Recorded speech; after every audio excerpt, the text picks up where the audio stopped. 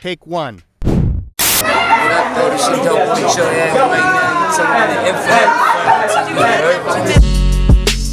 Hey, yo, you're checking out Inferno television. You heard. What up? This is Professor Chris Emdin from Teachers College, Columbia University, and you're checking out Inferno television. Peace.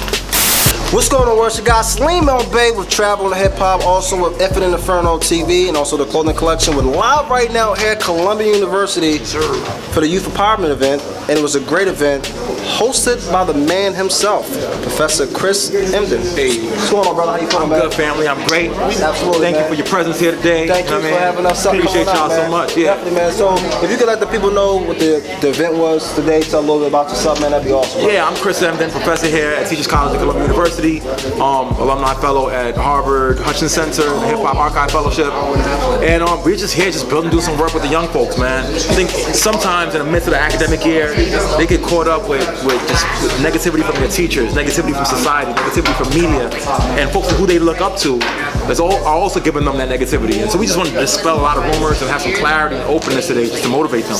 Teach them about looking forward, being positive, working hard, moving beyond stereotypes, believing in themselves, and they don't get that enough. The school and curriculum talks about content, but it doesn't talk about the content of character. And so we want to help them to build their character so that the academic content can make sense. So that's where we are now, and it's just part of the project we've been working on for a while, and we're gonna just keep building and growing and transforming the world through hip hop. You had the whole audience engaged, captivated. Everybody from different parts of New York, different social economical backgrounds, and it was a beautiful thing. Hip hop education worked. So the Columbia sponsor's real. Another question I had for you: what's up with the book? You want to tell everybody in TV land? Man, it's a beautiful thing. I wrote a book that was released earlier this year in March. The title of the book is called "For White Folks Who Teach in the Hood," and the rest of y'all too. Wow. And it's a provocative title, but really it's to teach educators. So one thing we know about education right now, especially in urban spaces, is that over close to 90% of the teachers are white and from backgrounds that are different from the students. And it doesn't mean that you're a bad teacher just because of that, but it means that you have to understand the sort of cultural backgrounds of those students. And so we wrote this book, just ironing out strategies for helping teachers to really enact those practices. And thankful that the book is a New York Times bestseller, and it's in the hands of a lot of teachers all across the country, and we just want to transform the game. So we want to work with young people, we also want to work with the teachers, we want to work with transform the entire system, and that's just what we do.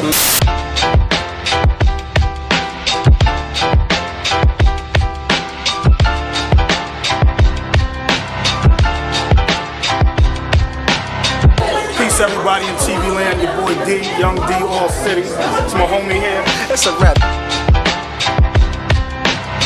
I play the piano, the guitar, the alto saxophone, the tenor saxophone, I play the trumpet, I play the Stop, wait, let me count it, okay, stop, pause, wait, because I'm just a vocalist, wait, and I can beat on the drum, and I can beat on the tape, okay, time out. And I'm kicking it live right now with some of the youth who was here in attendance and also performed. What's your name, young brother, where you from? Everybody's quiet for this joint. Alright, Elijah Harris, from Harlem, USA. He's like one of the most brilliant scientists I've ever heard of. I gotta let him rock at least once. Oh, she from the BX. Decided she ain't playing no games either. My name is Omar, and I'm also from the Bronx. See how she said that she was from the Bronx? She ain't playing no games. Alright, so you guys participated today. You know what I mean? Y'all was there in attendance or performed? We just got noticed about it yesterday. Okay. And we didn't know Troy Ave was coming. They didn't tell us that. Wow. And it was a really great surprise, and I really liked that he came to talk to us and motivate us to do better. It taught me, I always settle. Maybe that's not a good thing to do. He told me that when he was speaking. So it was a great experience. I really like to sing and perform, and I'm not really confident with myself. And he tries to help me be confident with myself because he recognizes me as a different type of artist, I guess, and what I can do. Shout out to Hip Hop Band. Shout out to Ian Levy. Shout out to Jeremy, Brandon, Keyshawn. Trying to get him back on the right path too. So, I'll give him a little speech. Shout out to Aisha, my mom, Hawa. Hi, yo, my name is Jason and you watching Inferno TV. Now you got the Infinite Inferno shirt. Hold it up, you gotta hold it up, man. You got the Infinite Inferno shirt. Now let me ask you a question. How you gonna rock this particular shirt? Swag it out. What you mean? You gonna swag it out? Alright, I like that. Blue kicks to go with these. Okay, alright, show the back. What type of jeans though? You rocking a dark denim or you rocking an acid wash? Acid wash. My man, 50 grand. Infinite Inferno TV. That's right, we rocking out. I talked to this young man in private and realized how brilliant and thoughtful he was. Here's another thing. How when I went to y'all for the first time, I said write some raps about science, and y'all looked at me like I was crazy, right? And you're like, science is not hip hop. I spoke to this man for like an hour and a half about science, and we were just going back and forth, and he's asking such brilliant questions. See, the world always tells y'all that because you're from the hood, because you love hip hop, because you spit bars, that you're not brilliant, you're not scientific. You don't have the skill set to be able to be successful in college. I want to tell y'all that you have all of that. And so that's why I brought this dude in today. Matter of fact, before I bring him in, like this is just like the spirit is hitting. You know what I mean? I want to tell y'all why we do hip hop ed. How many of y'all young people know why we do hip hop ed? Why? Why do you think like Emdin be like, we gonna work on hip hop and education and spit bars about science? Like, why do you think I do that? Because a lot of people like to rap and stuff, and not like everybody's not informed about like science and like how like certain like stuff works. Right. So when you wrote your science rap, did you think it was connected? At first no, but like once it like started going and I started getting comfortable with it. So you know what that is? Just to school y'all, the feeling that you get when you're first in the class, where you're like, oh, this doesn't really make sense. It's not it. That's schools. Right? Schools create structures to make you feel as though you're not brilliant enough to do well in those subjects. That's why we do hip hop ed. We do it because our culture is brilliant. Our culture is valuable. I do it because, do y'all know that Nas has a fellowship at Harvard University? What? He does? Yeah, he does, right? Do you know that Nas actually didn't go to high school? He left school in middle school? So how does a person who left school in middle school end up having a fellowship named after him at the top university in the world? You know why? Because he's always been brilliant, but schools told him he wasn't brilliant back then. So he had to go and do hip hop to show his brilliance, then the schools circled back and recognized his brilliance. Now, not everybody's gonna grow up to be Nas though.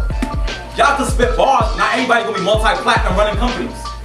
And you guys are gonna believe what school says and possibly leave and not get a chance to get that deal to show the world how brilliant you are. That's why we do this project. Not just for y'all to be empowered, but for us to be the example to show the whole world, the whole game, that we could be hip hop and brilliant at the same time. Right? I do this work not for me. I left school, came back to school, graduated, got mad degrees. It would be easy for me to be like, well, I got my degrees, I'm gonna keep it moving. But I remember the smartest kids in my school were y'all. The smartest kids in my school didn't do well in school. I actually was the dumb one. Let me tell you why I was the dumb one. I was the weak one. You know why I was the weak one? Because at the time, I was willing to undergo the trauma the school was giving me just so I could keep going on higher in grades. Sometimes the strong ones are the ones who are like, you know what, I'm tired of school, I'm out. But the strongest ones are the ones that stay in school and keep who they are. I want y'all to be the strongest ones. Y'all understand? Yeah. So without further ado, I'm gonna introduce this gentleman to y'all, right? I want you to think about all the thoughtful things that you've heard about him before, all the positive things and the negative things, and me and him are gonna sit here and just build with you guys. And I already spoke to him. He's gonna be honest about everything. And the whole idea and goal behind it is for us to be better by having conversations from people in our community who sort of made it. Is that cool? Oh yeah. So right now I'm gonna introduce you guys to Troy Ave. Can you grab my tripod from over there, please? Man, this ain't even gonna be a performance. What I want you to do is, like, we got these leaders, man. And they know you, they know your work, they know your story, they know your struggle, and they want you to just give them the truth. You know what I mean? And so please have a seat. I'm gonna facilitate the conversation if you don't mind. Yeah, and we gonna build. Where did we start? Let's start with the story, man. Pretty much what I aim to do with my music and everything in life is motivated. You know what I'm saying? I got younger brothers and sisters, one sister, 2 younger brothers, and I lead by example. And I don't just talk, I walk the walk, you feel me? So like coming from where I'm from, I'm pretty sure if you're from the same type of areas, it ain't no success where you're from, you know what I'm saying? You don't see no success in your neighborhood. So there's nobody who you can be like, yeah, I wanna be like them, or I got this person that's motivating me to do this, that, and the third. So what do you do when there's no success? For you to emulate, do you not become successful? That's what most people do. And clearly y'all here, right here, so you ain't on that type of path. Sometimes you gotta look to yourself for motivation to become successful, you know what I'm saying? You might not have an older brother or sister that went to college, or you might have parents that ain't shit, you know what I'm saying? So you gotta figure out how to do what you need to do. In life, you're gonna have people telling you what you can't do. I had mad obstacles coming out. Like, I'm the only independent artist from New York to ever perform on Summer Jam, to ever like totally independent. A lot of times you might hear artists are independent, but they really got a secret, low-key record label deal, and they just want to make them seem independent so that it fools the people. But yeah, we're rooting with them. They're coming up from the ground. But I really took all my money out of my pocket. I skipped a few Jordans and paid for my studio time. You know what I'm saying? While everybody was out popping bottles, I reinvested. I was living at my mom's crib. I built a studio in my mom's crib. You know what I'm saying? And I really put all my energy and everything in myself. And like, I'm living proof that you can come from nothing and become something. I'm not saying I ain't come from nothing like dirt poor. You know what I mean? I ain't gonna chuck y'all. But like, you can come from what people tell you this can't happen. I had more people tell me that I wouldn't become successful, I wouldn't be nothing, I wouldn't do shit.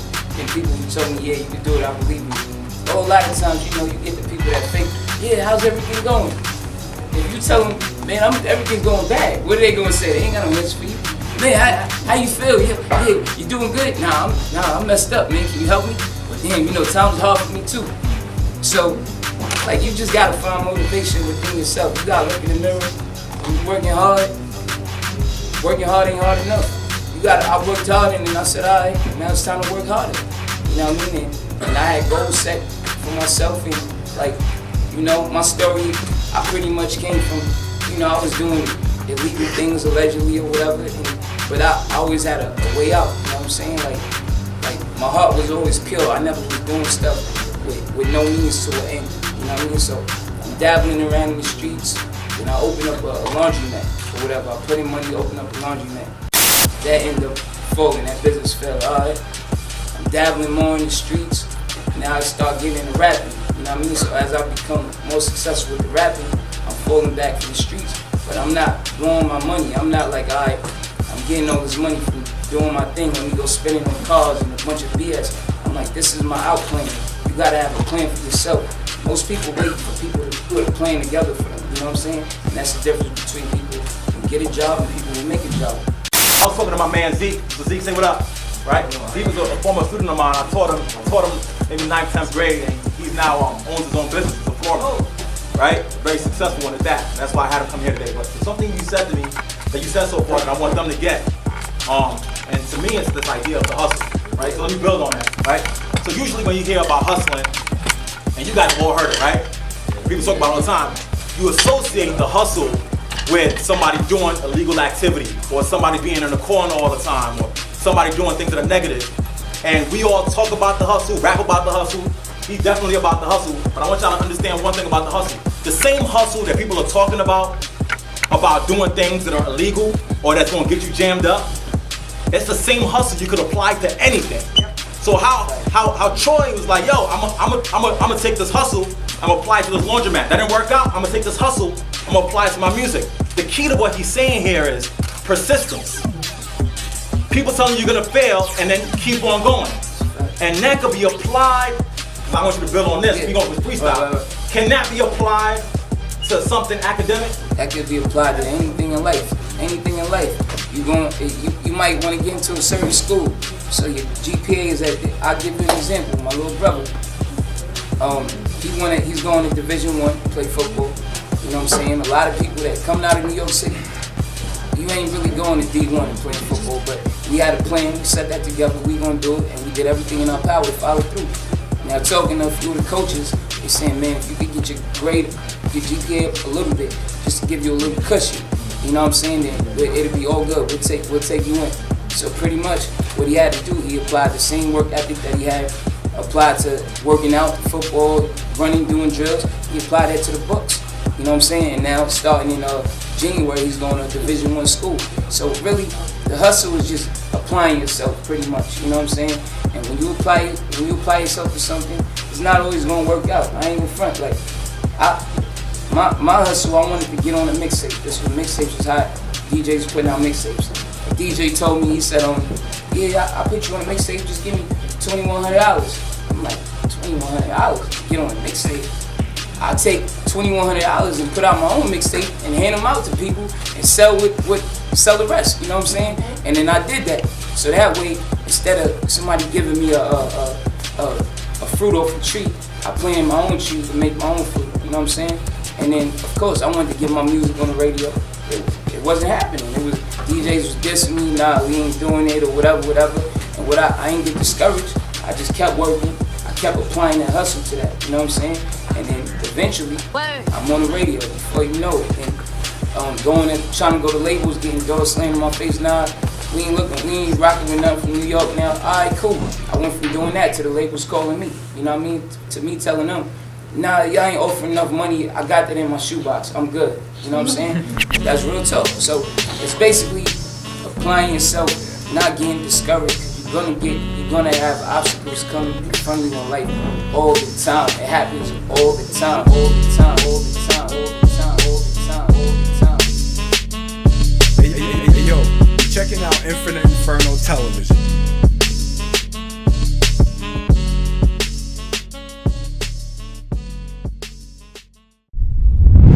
Take one.